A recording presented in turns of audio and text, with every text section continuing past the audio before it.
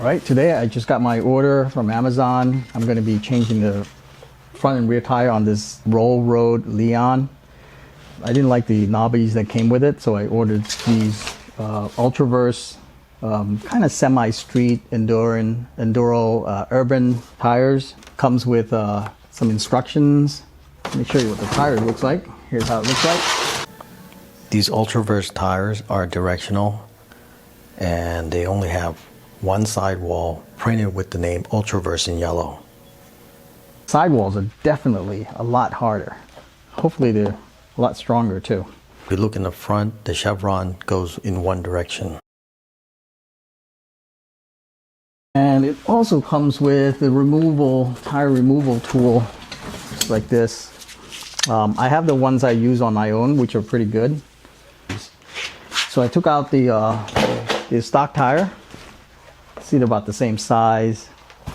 This looks a little thinner because it's tie wrap. I'm going to release these tie wraps here. But they do feel a little heavier, so we're going to weigh them, see what the difference is. The Ultraverse, I try to keep it in the middle here. 4 pounds and 4.5 ounces. Let's try the stock tire. Oh, there's a big difference. 3 pounds and 10.0 ounce. But I want to talk a little bit about the stand real quick. So here's my setup. I put a piece of wood here. Can't put it on this cable, right? You don't want to crimp this cable. Only a 1/2 inch wood. It raises the rear tire up, free to rotate. To remove the front tire is pretty straightforward. We're gonna loosen the front hub nut, 21 millimeters. They included the 21 millimeter wrench. We'll just loosen this. It's not too tight in the front. The rears are much tighter. We'll do it on both sides. We'll lift the bike up, lose these nuts, remove them, and then we'll also have to disconnect the hub control power connector. Okay, you probably want to loosen this 3 millimeter screw that holds onto this cable. By removing it, you allow a little bit more control. So loosen this, pull straight up, okay? Because there are small little tiny pins in here. You don't want to bend it, you want to pull straight apart. Loosen the bottom one too, so that wheel and hub will come out together. First, probably want to deflate the tire. Let's take the tube out. Find where the stem, or you can probably just push through. Okay. Should be pretty simple. Right, like that.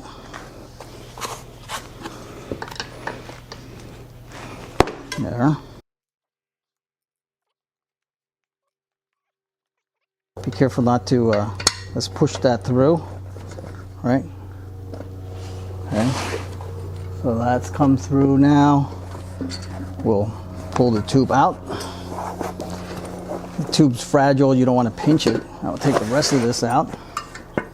It's just a matter of pulling it straight through. So, here's the Ultraverse. We'll put the tube into here first. Now I just need to align this hole with a bicycle valve stem. I'm going to probably push the first part of the boot tire. I have a feeling it's going to be really hard because let's put this here. Yeah. It's going to be hard because this is really, really tight. And we can use some kind of soap and water. It would help. We're going to do that. I'm using a Windex, but I think you can just use water. I don't think it has to be that soapy. So what I'm doing is the outer edge has to go over the lip, the rim. So the upper lip of the rim here. I think we can just press these in. They really shouldn't be that hard. Yeah, see? Just went right over. The valve stem is not bent too hard. Okay. Once there, don't rest it on this side. This is the disc brake side. We want to keep that facing away from anything because we don't want to bend it. For this side, we just press in I'd start with the valve stem. get that in first. Right. This last part is going to be a little difficult, so we're going to wet it a little bit.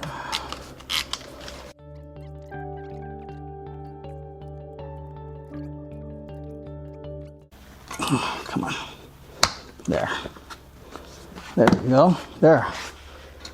Went over, not too difficult, and filled the air.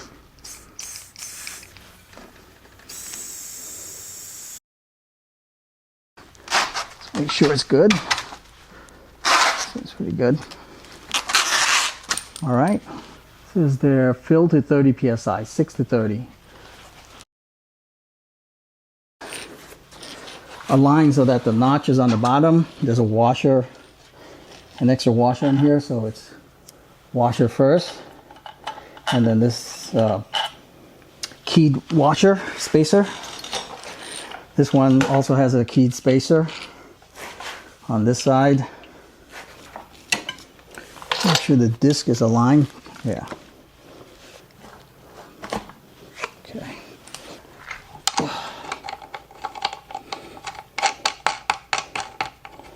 Okay, as you're bringing the tire in, you want to look straight down this way and make sure the disc is aligned with the caliper back here.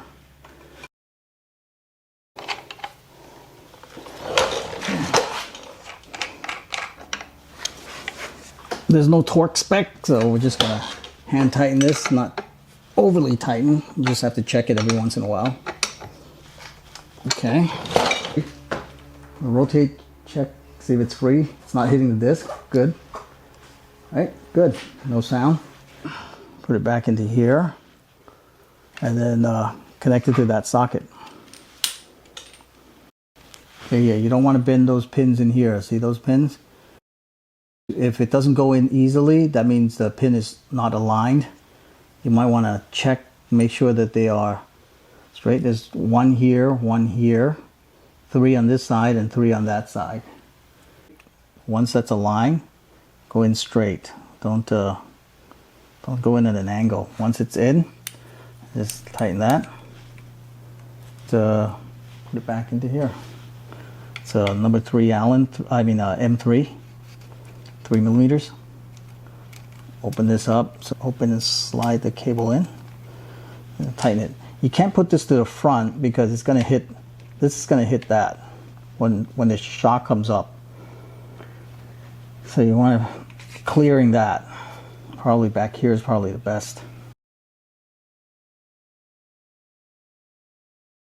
So on this side of the bike, you're going to remove that 21 millimeter nut and this Torx. It's a T25 Torx. This has to be removed first. This washer holding will come out with the wheel. It's really, really tight. I use a mallet and a 21 millimeter wrench, and I just keep banging it a little bit lightly until it came loose. Now it's loose. After having done this, removing the rear wheel several times, I'm going to show a better way to do this, and that is to remove that derailleur. It's a 4 millimeter hex screw, Allen screw. So once you remove that, all you need to do is take the chain, remove it from the front sprocket, and hang it over on the shock. So that way it's out of the ways of the rear wheel. As you remove that axle nut, it's going to get tangled in there as you're pulling out the rear wheel. So better to move the chain completely out of the way. We're going to disconnect the connector to clip these things off, these tie wraps that we can retie back in, but yeah, they're going to have to come off. So let's go ahead and do that first. Clip this thing. All right, be careful not to cut the wire. There you go. Wire's free. All right, now we just loosen this. I don't think we need to cut that, but we'll see. See if I can get this out. All right, and again, pull straight out. Don't, yeah, because there are tiny pins in there. You don't want to bend those pins, so now the wire is completely removed. Again, using the better method to pull the rear wheel out, just showing you how to remove it completely using the jack stand. I wanted to make a note that if you leave the nut on here, if this should fall, it will prevent it from touching the disc. Deflate the tire. Let's take the tube out. Find where the stem should be pretty simple. All right, like that.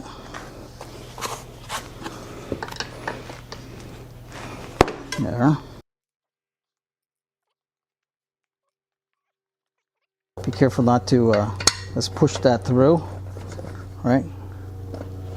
Okay, so that's come through now. We'll pull the tube out. The tube's fragile, you don't want to pinch it, the rest of this out. It's just a matter of pulling it straight through. Let's cut these out.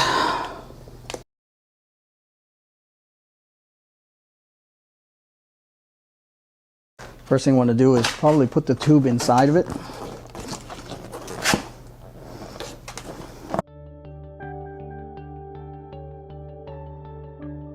Once it's seated, you can see that center line. See the center line here? Just make sure it's pretty much centered. It's not twisted or anything in any way. Stem is going to be protruding through the wheel right there for me. You can see right here. So we're going to put that in first, that direction. First thing I'm going to do is get it over inside first, and then put that through there. Okay. Now I only have one side of the wheel tire in. See? Only one side. We'll start from that side.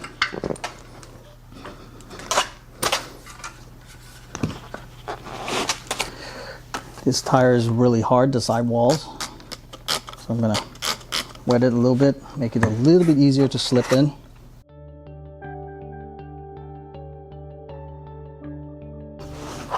Keep pushing down on it. There. All right, so that part's in. Again, we're going to put in from the side of the stem first, this side with the air nipple, so it doesn't stress the stem because it's just a pretty long stem. Let's get that side in. All right. Now opposite to the stem, up to here. We'll get this a little wet. Okay. Be careful not to pinch the tube, of course. Okay.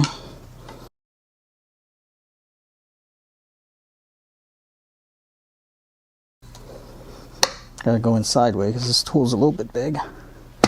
There. Okay, now it's in. That's the hardest part. Once we start inflating the tire, this will expand out. Okay. I'm gonna try to seat the bead a little bit. I usually just put in like, I don't know, 8, 9 PSI. And then 8 or 9 PSI, make sure all the edge beads are out pretty good.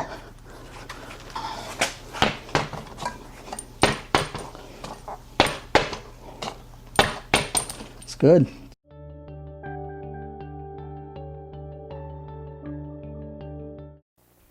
Okay, so this key washer goes in first. Okay. The way I position the key here, you can see the key is facing down, right? If you look down on this side, the cable is coming out on this side.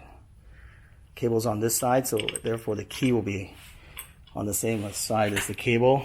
So it applies the same way on this side of the wheel. So it faces down. There you go. If you can see that. There's the key. It's facing down. Special washer. We're going to slide that key washer into here. See, as I lower the bike, that will come right in. That as it's going in, while keeping an eye on the disc to make sure that it will be exactly coming in between this.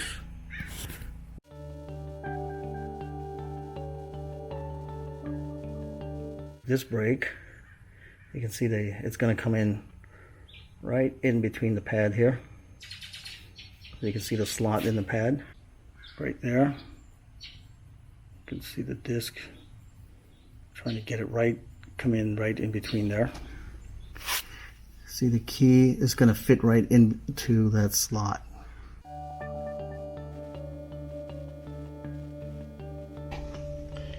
So you can see in here we're somewhat aligned this washer and where the keyhole is right there. And hand thread in. As you remember, don't use the machine, I especially onto aluminum. I don't do that. Okay, so it's just snug right now. Okay, just look straight down. What do we see? You can see the light on both sides. You want a little bit of air gap on each side of this slit. You can see there's one on the left and one on the right. Next, we want to tighten the hub, making sure that the discs are aligned. You check that by rotating the wheel. Make sure there's no rubbing noise. After that, just tighten with a mallet because it's pretty tight, these hub nuts. And check again.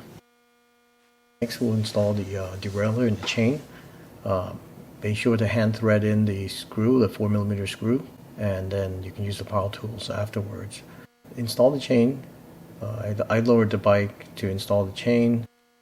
Now we are good to go.